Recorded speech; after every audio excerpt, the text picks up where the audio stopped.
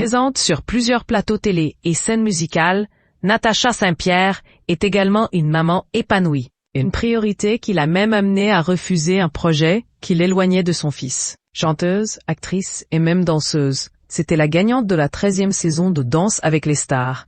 Natacha Saint-Pierre s'affiche également comme une maman épanouie.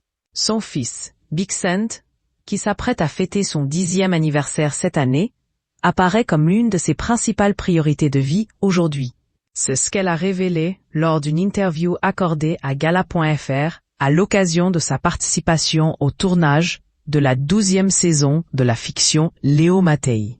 La série sera diffusée à partir de ce jeudi 24 avril 2025 en prime time sur TF1. Pas plus de 5 jours sans que je ne le voie. La maternité change souvent la vie des femmes. Parfois, elle s'avère difficile, tandis que d'autres s'y épanouissent assez naturellement. Aujourd'hui, elle n'envisage pas plus de 5 jours sans le voir, confie-t-elle en riant à Gala.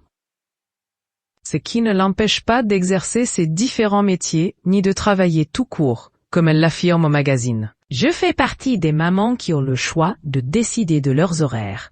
Et j'ai fait le choix de ne pas mettre tous mes œufs dans le panier du travail, affiche-t-elle fièrement.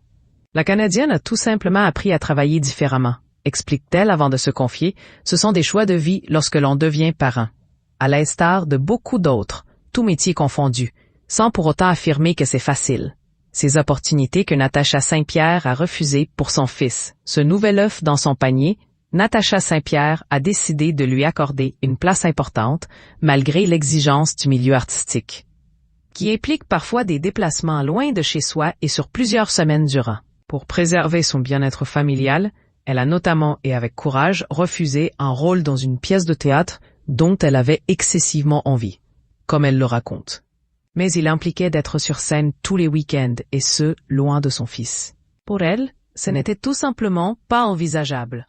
Elle explique qu'elle a donc décliné l'alléchante proposition. Natacha Saint-Pierre n'est pas la seule à modifier ses priorités en fonction des caps qu'elle traverse dans sa vie et heureusement.